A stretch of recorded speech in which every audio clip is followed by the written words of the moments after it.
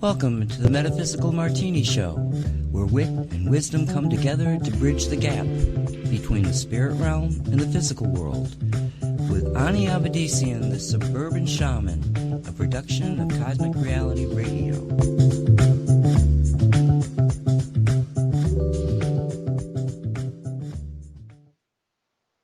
Hello everyone, I'm Ani Avedissian. Welcome to Metaphysical Martini. 3 parts spirit, 1 part rational mind. Add 2 drops of optimism. Give it all a good hard shake and pour. Dress it with the olives of grace and empathy. Sit back, sip slowly, and contemplate the wonder of cosmic creation. And a hearty hello to everyone out there. Hello, hello, hello. Thanks for joining me for yet another round of cocktails on this week's Metaphysical Martini, the show that tries to sort out what's true, what's woo, and what gets flushed down the loo in today's bad-tempered, self-centered, crazy little world. As always, we try to present our information with as much grace and empathy as can be mustered on any given day. We're not always successful, I'll admit to that, but we are honor bound to give it a shot. And on this show, the Metaphysical Martini Show, we do love shots. Yes, we do. In fact, I'm going to have one right now. Excuse me. Very nice too. Our rally cry is, "Awaken, O my people. Do not follow the path of the sheeple, and do not give our God cause to weeple." If you're joining us for the first time, well, hello, and a very warm welcome to you.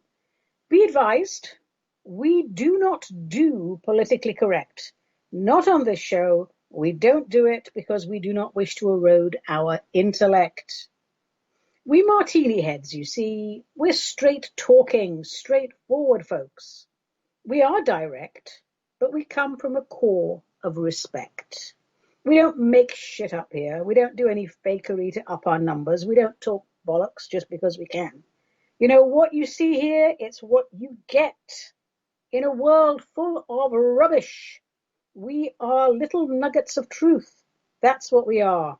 We value common decency, common courtesy, common sense, individual soul sovereignty, and our collective sovereignty. And that includes national sovereignty, something very important and something that's under threat right now. On this show, when we use labels, we do so for identification purposes. We are strictly non-partisan because we believe, we know, all parties are in the can. Our world has lost its moral compass, and without a moral compass, well, the whole political arena, it's nothing more than a never-ending power play, benefiting a small group of sociopaths gorging themselves on the fat of the land, while the rest of humanity begs for scraps under tables groaning with the fruits of its own labor. And people, Marsha, by now, with so many repetitions of the same scenario throughout the ages, humanity, why don't we know better? How on earth did we become such feeble-minded, boot-licking peons? Well, my darling, this is what this show is all about. Looking at the bigger picture, stepping outside the carefully crafted establishment narrative. And I will say, it is not for the faint of heart. So if you're one of the tens of millions, hundreds of millions, perhaps a billion or more people who would rather sleep comfortably in the manufactured illusion, if you're content to do as you're told, eat what you're given, behave as ordered, believe everything the daily spin churns out, this show is not for you. So I advise you move along now. Nothing to see here. If, on the other hand, you have capacity for objective thought and wish to better understand the marvels of cosmic co-creation to enjoy your incarnation, Well, you might hear something of value in the next hour. Who knows? Life is an adventure, and adventure means excitement, new journeys, new frontiers, lots of laughs along the way and probably a few tears, but it's all good. Ups and downs, smiles and frowns. But it will all get sorted out in the end, and after a good rest, we're off on another adventure because we are cosmic co-creators, created by Creator as space adventurers to boldly go and do bold things once we get there, wherever there is. Let's not lose sight of the magical gifts of inspiration and creative visualization. When Creator Source I Am, Alpha Omega, Big Dude, threw us out of the islands of paradise, which is the name of the realm of source energy, we didn't have a clue what to do, really, or where to go, or what to pack. But clearly we figured something out, because here we are, tiny humans on one of the billions of planets in the cosmos. And we're alive, we're living, things are happening. Yes, we exist. And the cosmos continues to expand. You see, the urge to incarnate, to create, is so extraordinarily strong within us. And it makes me giggle because once we get here, all we do is complain. I think we need to remind ourselves of our true nature, our cosmic, unlimited, magnificent, divine nature, each and every day. We need to revisit the affirmations we repeat day in, day out, and take a moment to understand what they really mean and why we bother to say them. I know people who repeat affirmations daily. They have done for months, even years, decades, and have seen no change. Their circumstances remain the same. And I think those would be the same people who pray daily, and yet their circumstances remain the same. They're just waiting for God to answer their prayers, even if it takes... Someone the other day told me, I've been waiting 30 years for God to answer this prayer. I didn't say this, but my initial reaction is, what kind of a useless, lazy God are you praying to? What's going on here? Everything is energy, of course, and everything is vibration, and like really does attract like. When we communicate with Supreme Cosmic Intelligence, we need to communicate with Spirit from a place of worthiness, from self-respect, self-esteem. Spirit sees us through its eyes, and what it sees is pure, unblemished divine potential having a temporary human experience. It understands the challenges of living in a human body with ancestral coding. Of course it does. But it also knows that any one incarnation is a tiny part of the whole soul. And that is why we say, illuminate the soul and let it guide the human. Let the spirit inhabit the human. We should take time out each day to ponder the concept of our magnificent eternal souls. It is important, I believe, to take our divine cosmic nature for granted, to make that knowledge, that illumination, the primary vibration within our being. That way, when we converse with Spirit, the highest part of our consciousness is engaged. That's important. We're not praying from, oh, unworthy me, I am a miserable sinner and all that BS, because it really is BS. When we pray or meditate, repeat affirmations, it is important to honor our Creator by honoring our divine roots.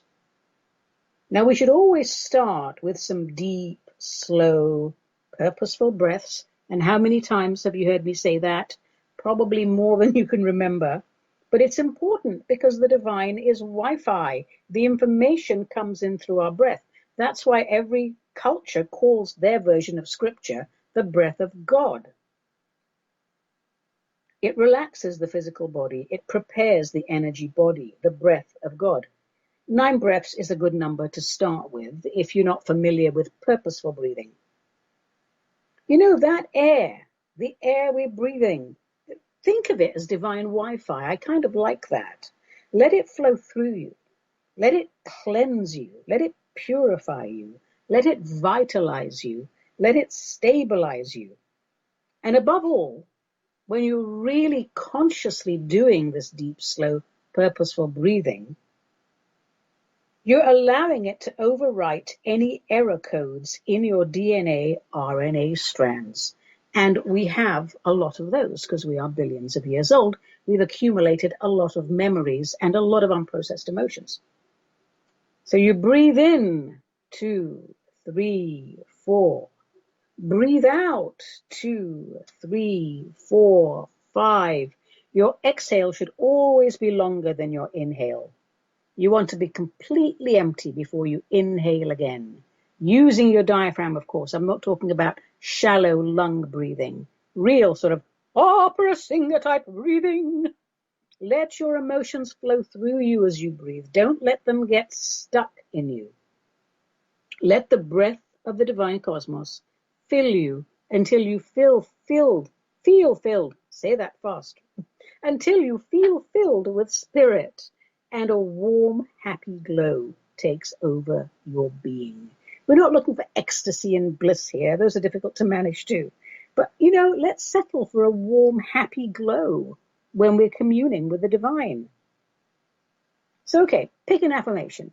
I've had a lot of people, for some reason, write to me asking me for affirmations this month, probably because everyone's terrified and confused about what's going on. So let's pick an affirmation, any affirmation, and from your higher vantage point, your place of self-worth, the words of the affirmation that you've chosen, they have new meaning. They've taken on a new life.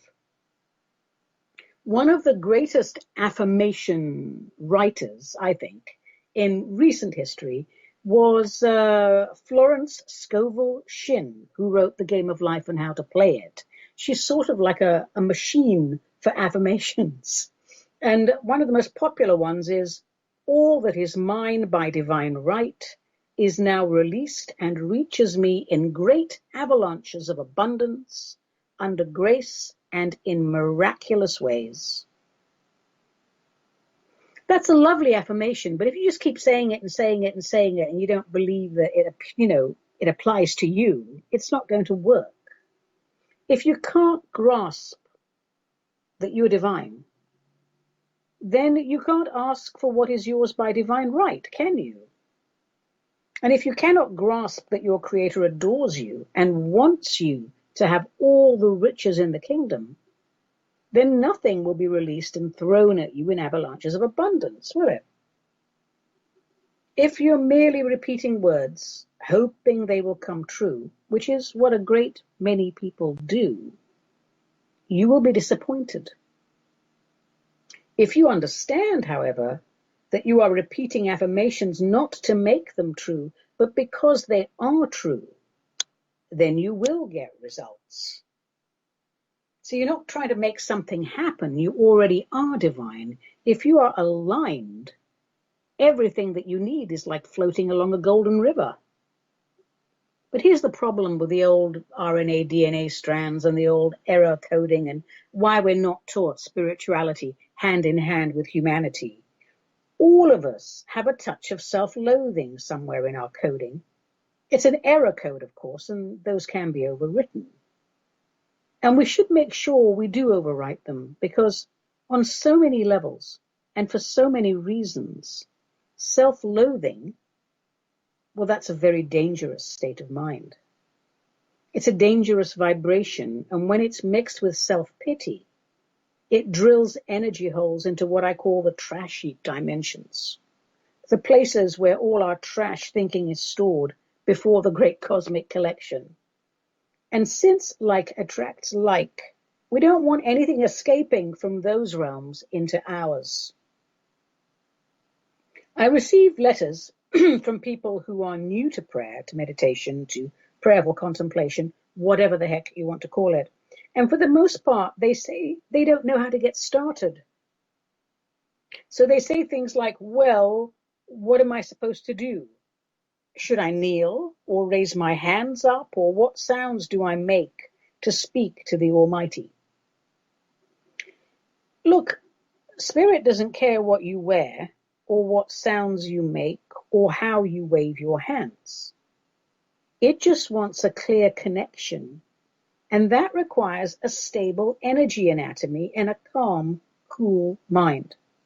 And for many people, that is the first time they realize why energy work is so important.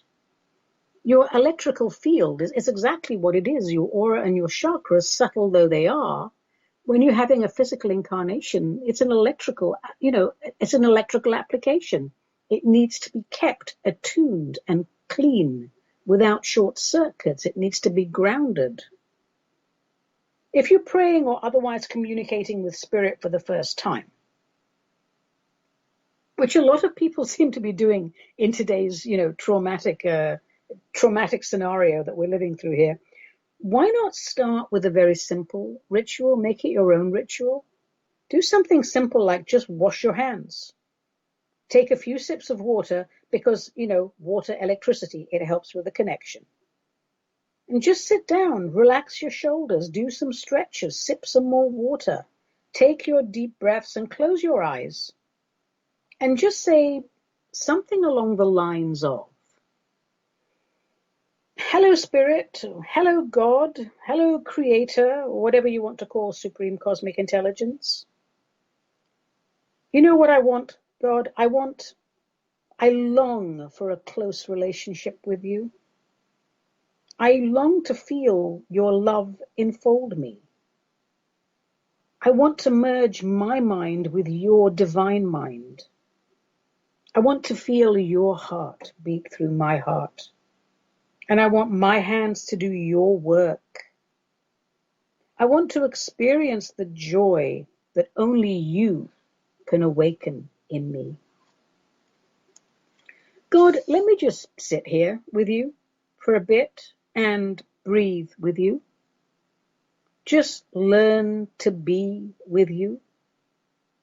Let me learn how to be with you, how to love you, above all, how to trust you. People, if you like, you can set a timer for, say, 5 minutes and add a minute each day until you reach like 20 minutes. Just breathe and sit with God. Just let the divine vibration saturate you through your breath. Just become familiar with the vibration of your Creator. It's what I call experience God through your bod. Just breathe. Don't have any expectation. God doesn't really have any of you. Just be familiar in the presence. Once you experience the peace that prayer brings, you will look forward to prayer time, and you'll get agitated and annoyed if you have to miss it. Those quiet, intimate moments with the divine, prayerful contemplation, shooting the breeze with the divine, working things out in the illumination and privacy, that sacred trust within divine mind. In this type of prayerful contemplation, we can open our hearts to God and share our concerns with no judgment, because there is no judgment in divine mind. We can ask for help with any aspect of our lives.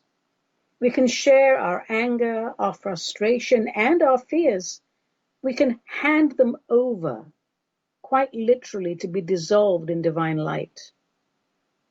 Nothing is taboo during our conversations with God. Spirit willingly takes our burdens from us and replaces them with love everlasting. And when the timer goes off, give thanks and go about your day.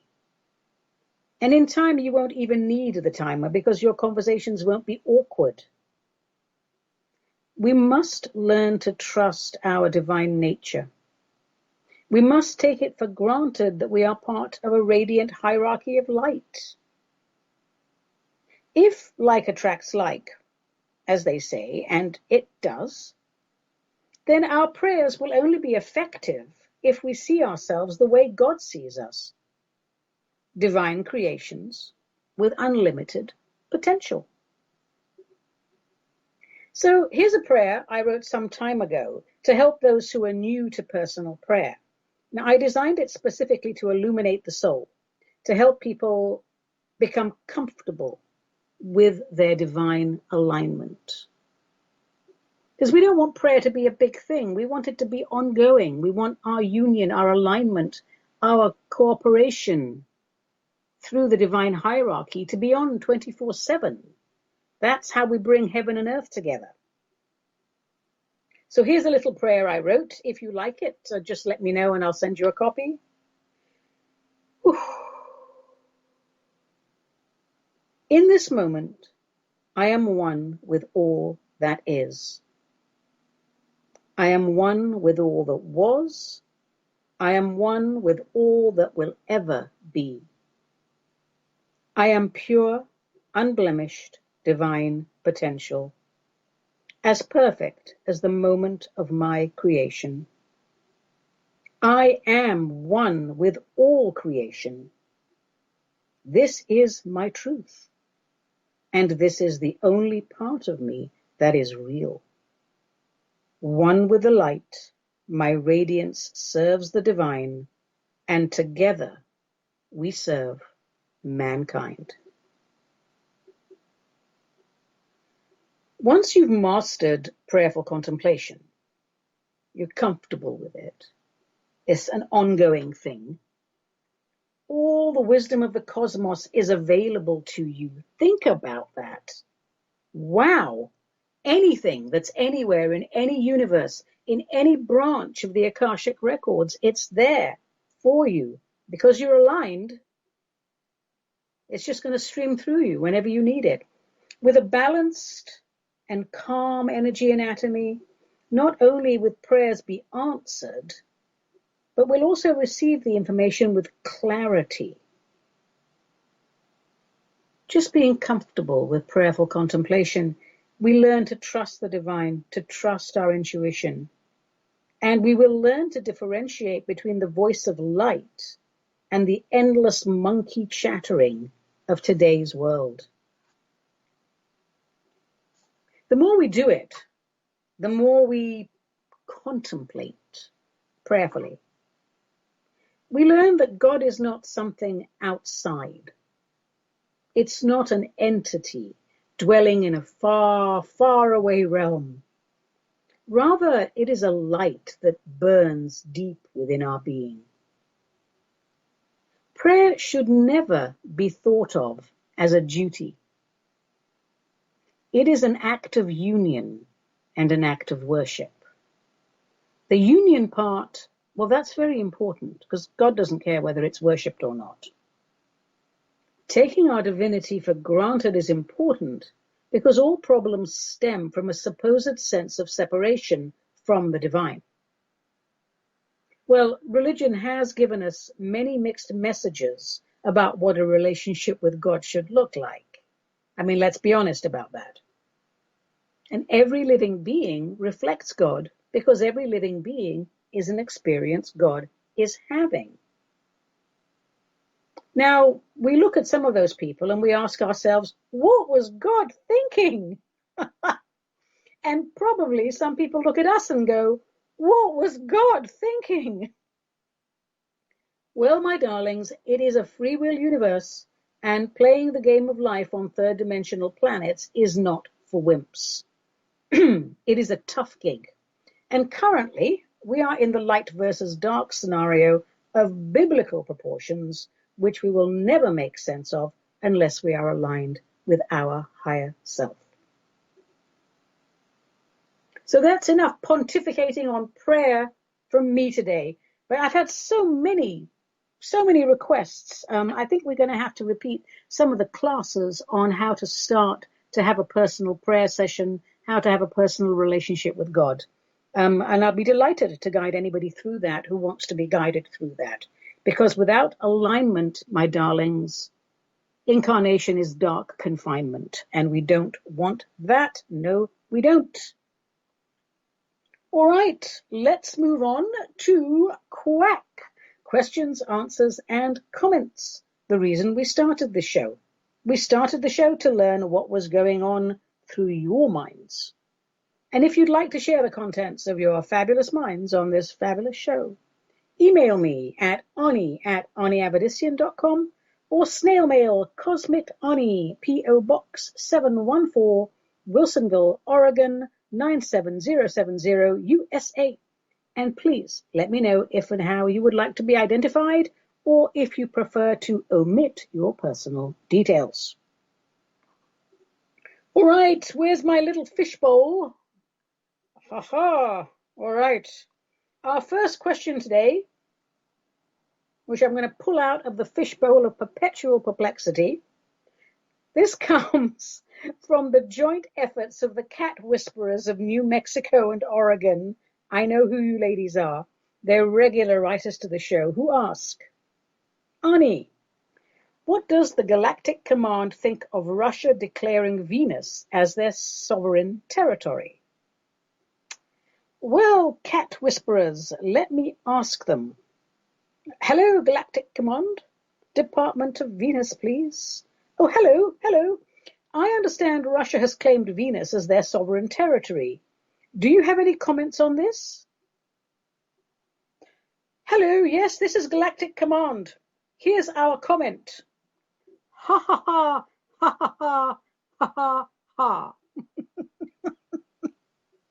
I think they said something along the lines of ha ha ha, he, elephant's eggs on a rhubarb tree. Well, cat whisperers, there's your reply. And in the same way as we weren't allowed to put our flag on the moon, Russia won't be allowed to put any claim on Venus. It just doesn't work that way. But thank you for the question. Let's take another question from the fishbowl of perpetual perplexity. I should not do so many P's. They're very difficult to enunciate. So what do we got? Yeah, this is from Todd in Vancouver, WA, which would be Washington State, who asks, is Bernie Sanders an alien? Todd, no, he is human. Not sure what would make you think he's an alien, but as far as I know, he's from Vermont, which I think is populated by normal folk. He's human, and I think I could stake my reputation on that, Todd, because I'm surprisingly good at sorting out the true from the woo in the ET department. So Bernie Sanders, I think he's a Jewish guy from Vermont and an American, of course. So does that make him an alien? No, it doesn't. Thank you, Todd. Let's take another question.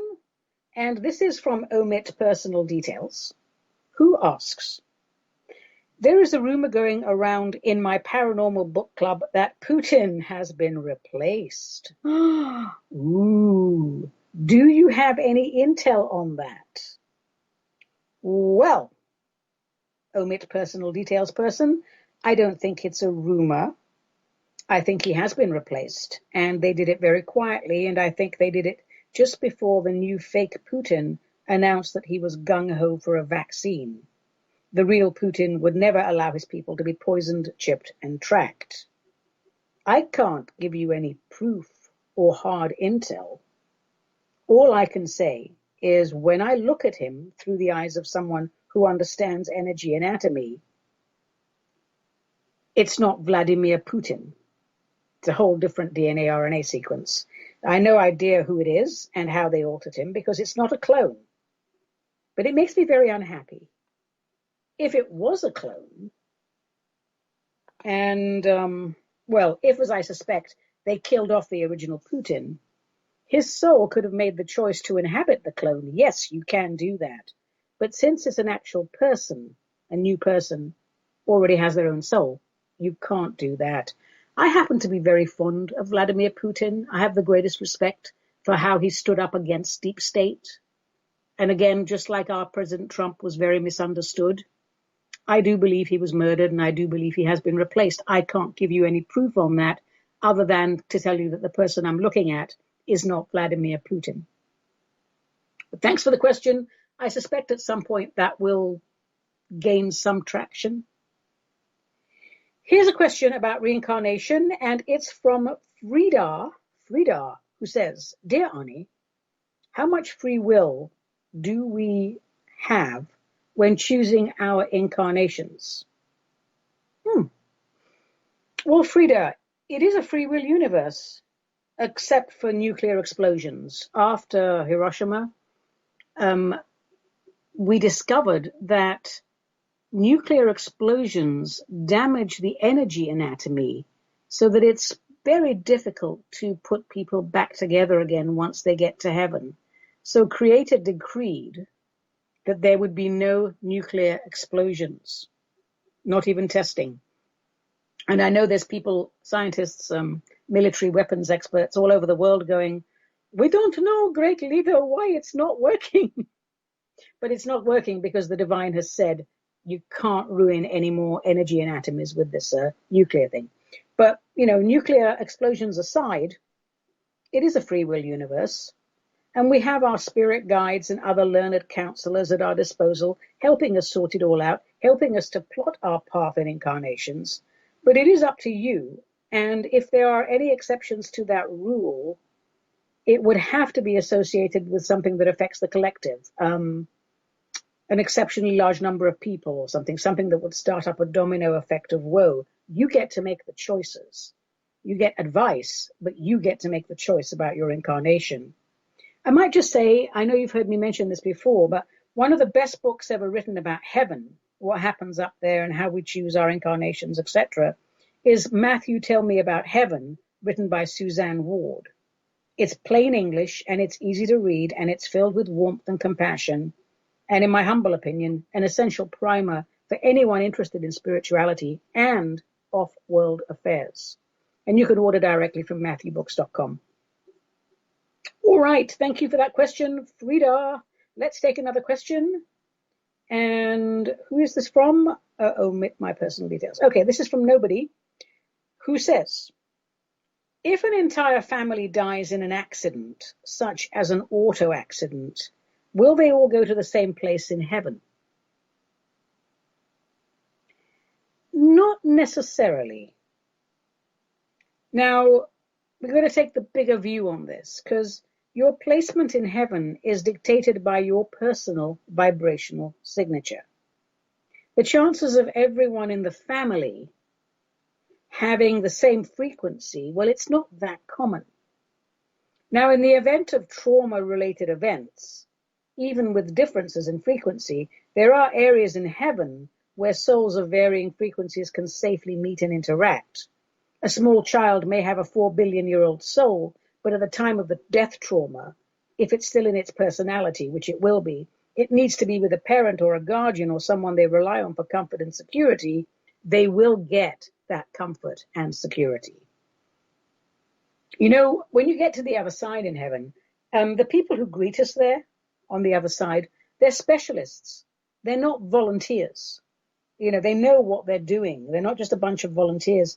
And their job is to make our transition as painless as possible. And they do a fabulous job. They're called, apparently, medical assisters. That's what Matthew says they are called, medical assisters. And when he first went up to heaven, after this last incarnation of his, he spent some time assisting people. He was a medical assister. So he knows what he's talking about. After that, he went on to clean up the whole of heaven and reorganize it. And now he goes around the cosmos, apparently, reorganizing other people's heavens. So, way Matthew, terrific. Thank you for that question. That's an interesting question. But don't worry. When you're on the other side, it's all about you being comfortable and loved. You're not going to have more trauma. Your trauma stops once you get into the loving care of the people on the other side.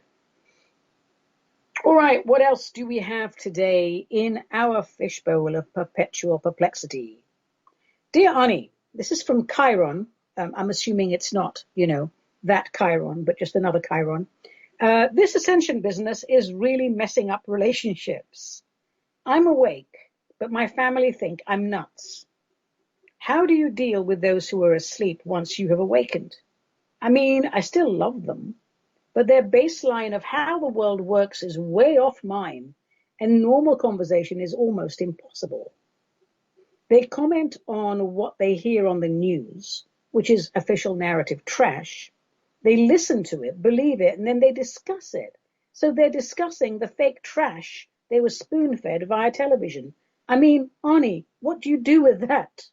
I don't know about you, but I'm going to have a drink. Excuse me. Chiron. I guess the best thing you can do is to say nothing unless you positively have to.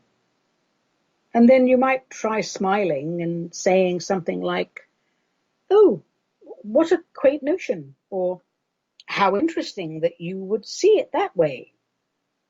I find the less challenging you are, the better it goes. Some people don't want to know the truth. Others are simply clueless and have no clue that they have missed all the clues to their salvation. And I would keep those interactions short. Oftentimes, I find my silence is what piques their interest.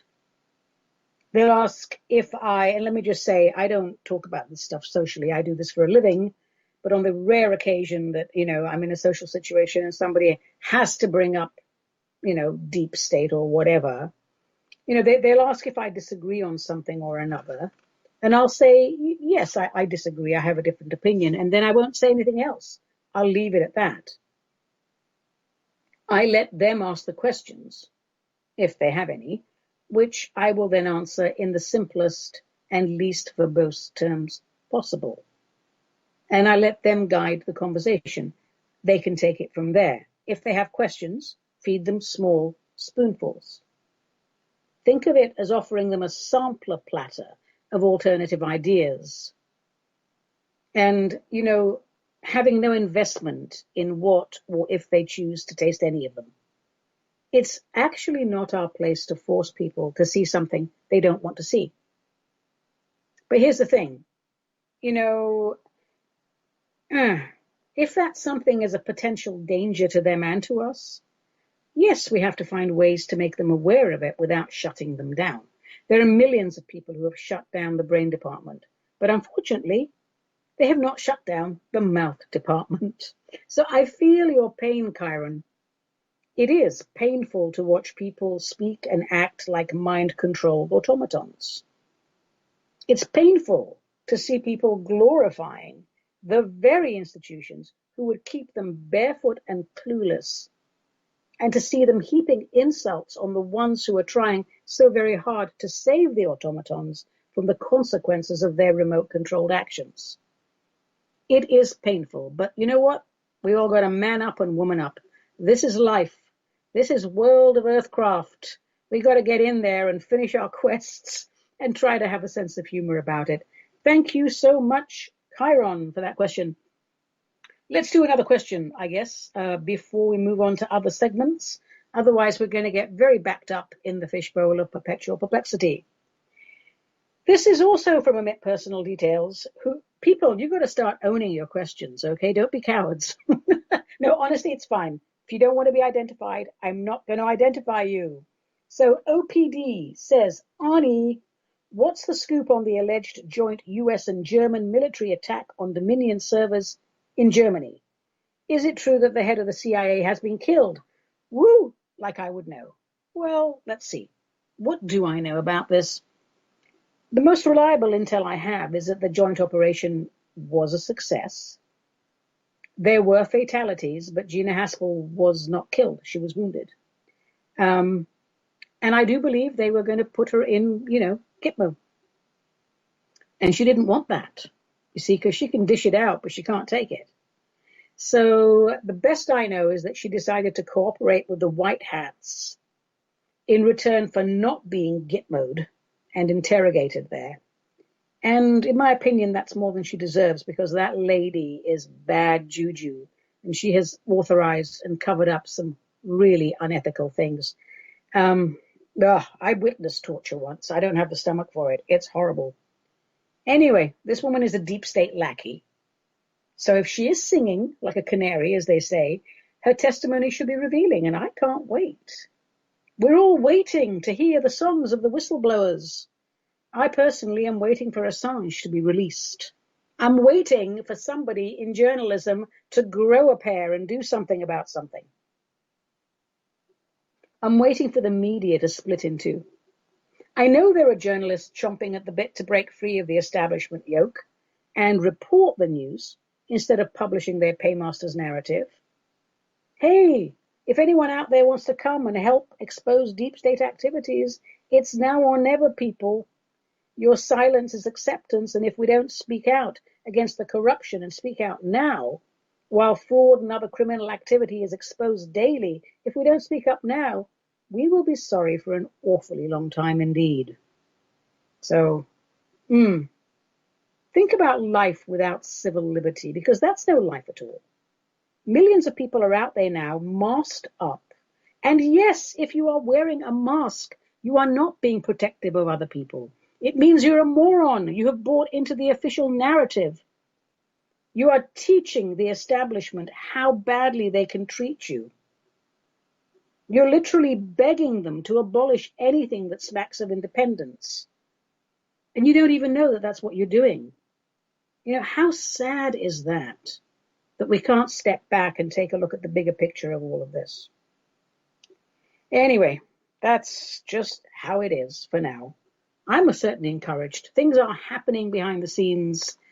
And if you just listen to CNN all day long or just one channel, you're not going to know what's happening behind the scenes. If you care about what's going on this planet, you're going to have to look around a little bit. And you're going to have to dig.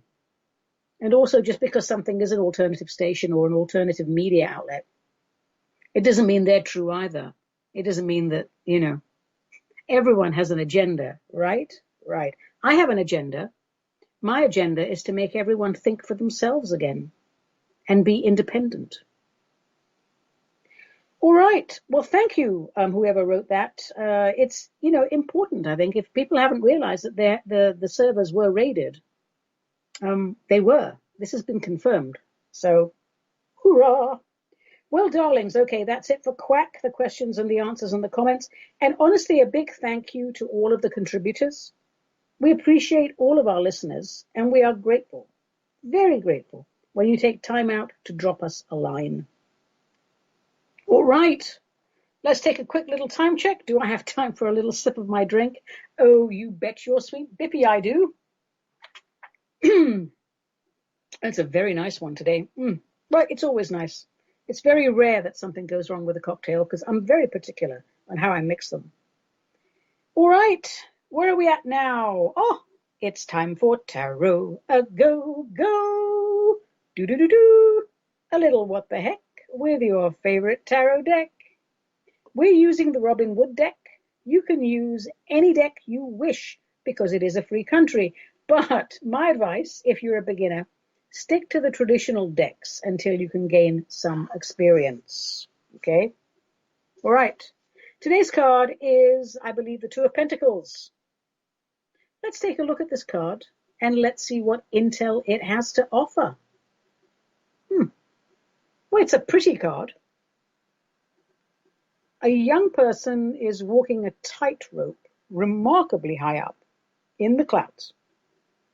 And there's a giant white sun or moon in a clear blue sky above the cloud line.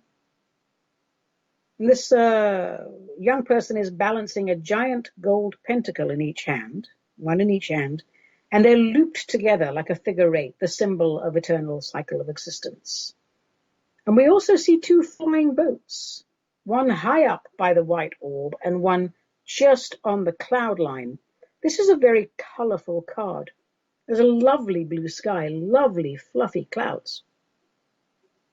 The young person is well dressed, is wearing a pale orange leggings, bright orange pants, wouldn't be my choice, but okay, opaque socks, a white undergarment, a blue overgarment, a green cap with a red feather. And the look on that child's face is focused and intent and concentrating, because if you were up in the clouds on a tightrope with a giant golden ball in each hand, you too would be focused, intent, and concentrating. So what is this card telling us then, besides the fact that red and orange really don't go well together in a fashion choice? Well, we're talking about walking the tightrope. We are holding two large coins, and we're trying to get to the other side of the rope without dropping them or dropping to our death. So juggling finances is what comes to mind with this card. Juggling finances, prioritizing obligations, the balancing act of life, the ups and downs of fortune. Have we taken on too much?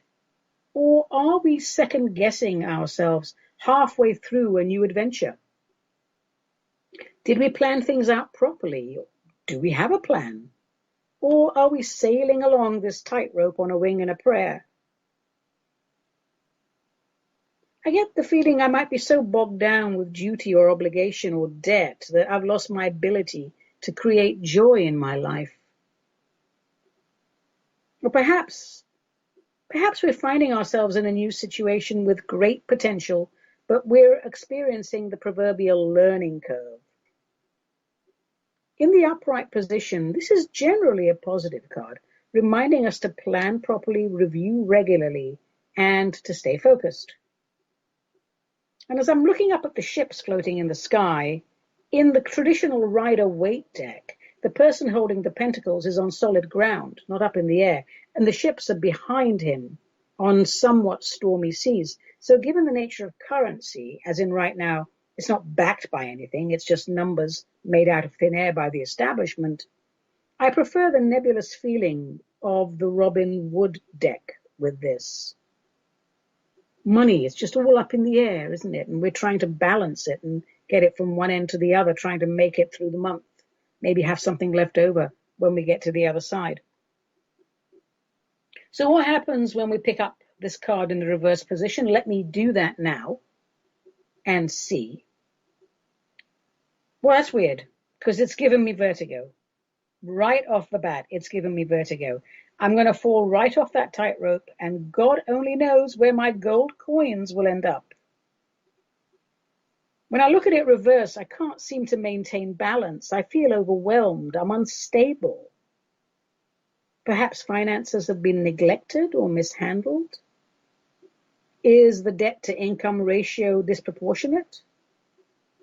It's just a lot of red tape perhaps I can't get through. I need to review and reorganize as soon as possible. You know, if you asked in the reading about going into business with someone and you pick this card in the reverse position, do not go into business with that person. Chances are they are immature and impulsive and all drama and no dreams. So let me end this vertigo and put the card right side up again. There, I feel so much better now. The Two of Pentacles. So when you study your tarot cards, don't go to the book and go, well, this is what it means. Some of what it may mean is in the book, certainly.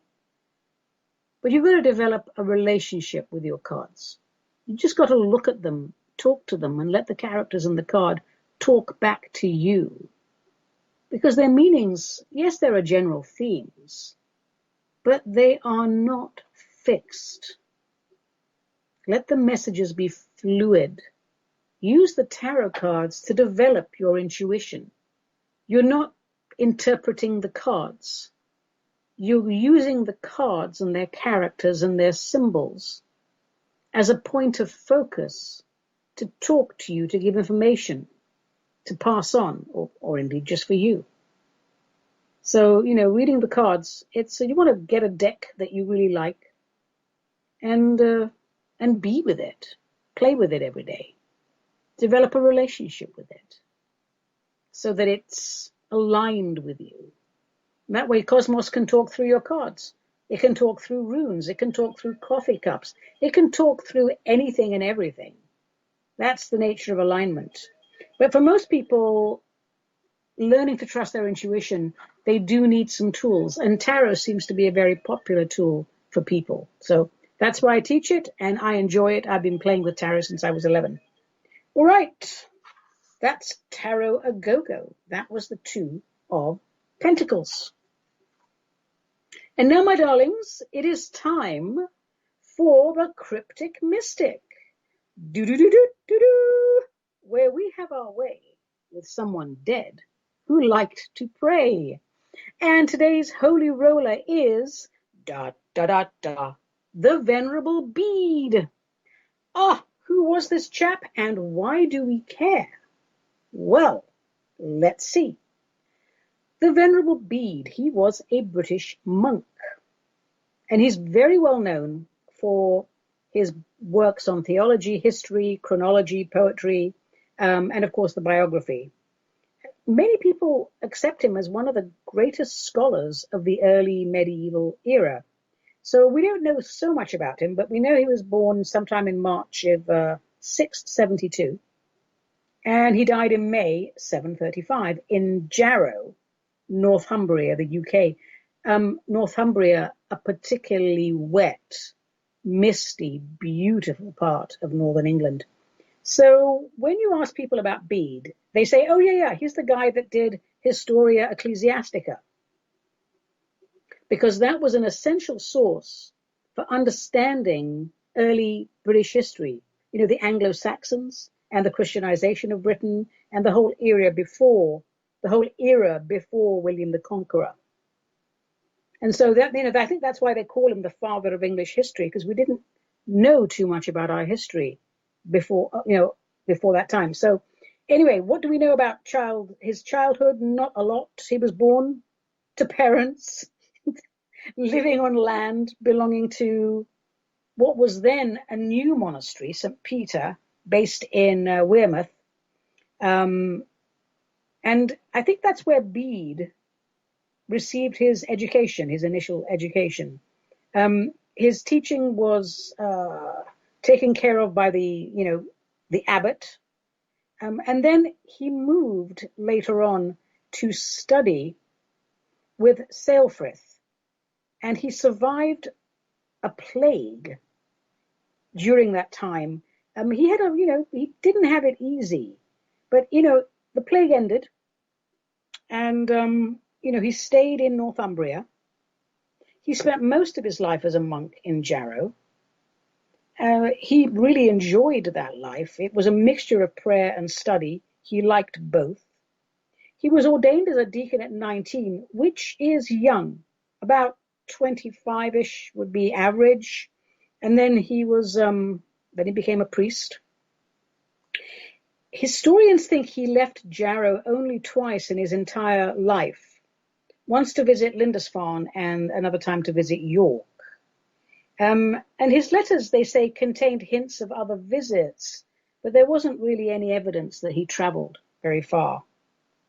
So if we remember our history, we know that monasteries were the little places of scholarship, the nooks of scholarship in early medieval Europe. And Bede was perfect in a monastery. He was intelligent, pious, he was educated well. He wanted to really study the entire library and produce a large body of work, of writing for the library. What is unusual about him is the breadth, the depth, and the quality of the works that he produced here, about 50 or so.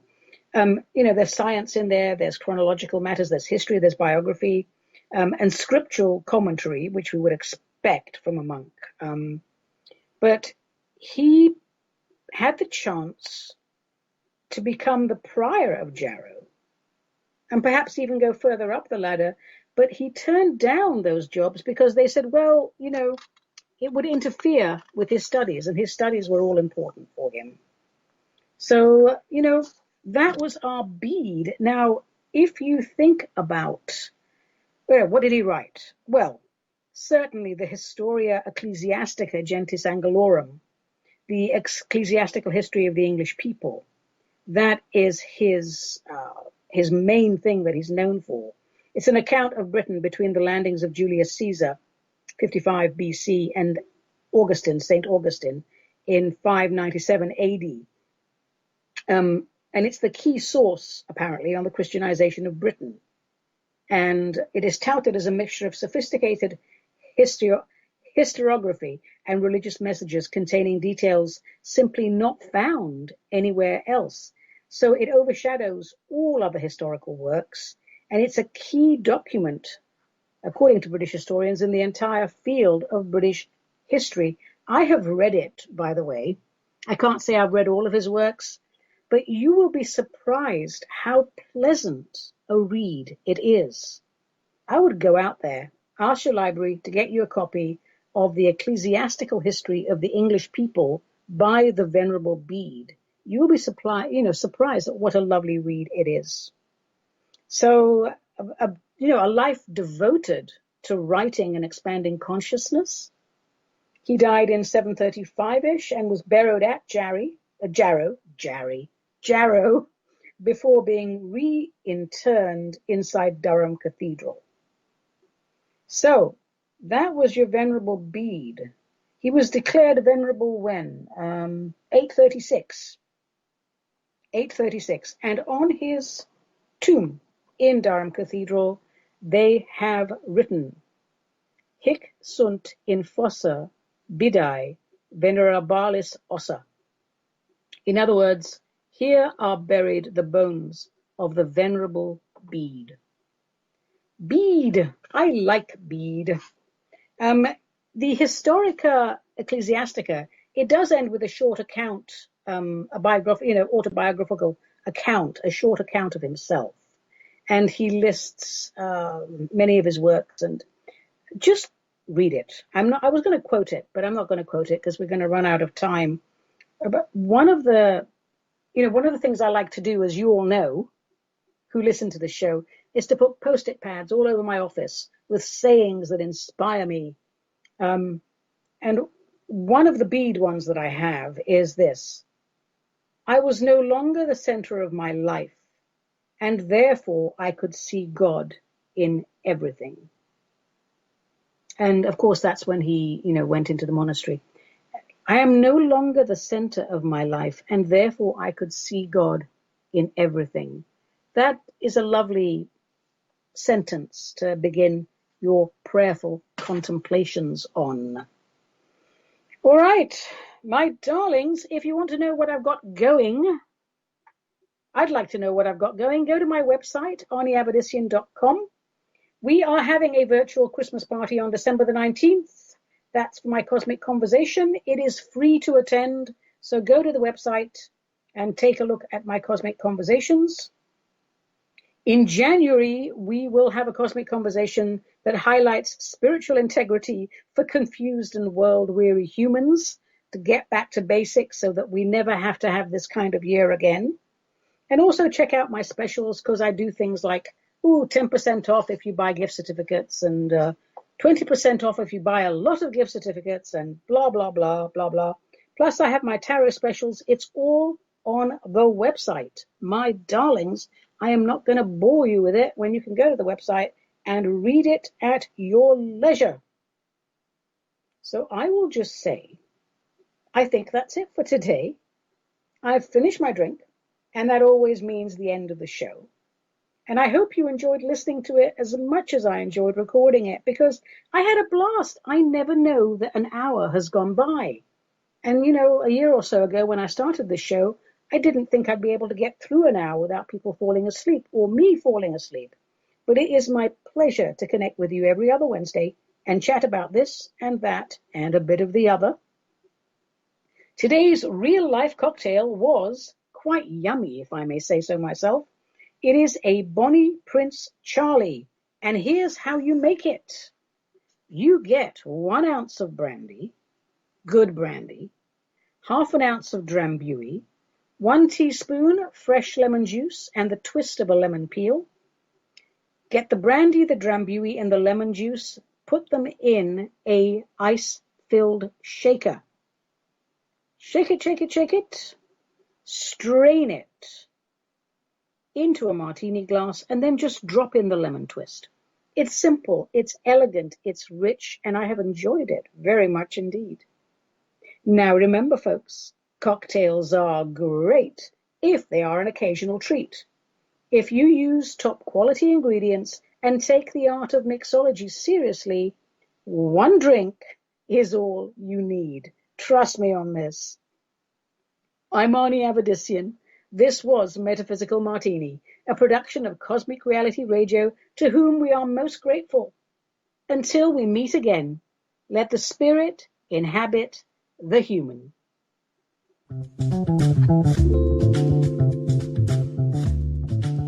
You have been listening to the Metaphysical Martini Show with Ani Avedissian, the Suburban Shaman, a production of Cosmic Reality Radio.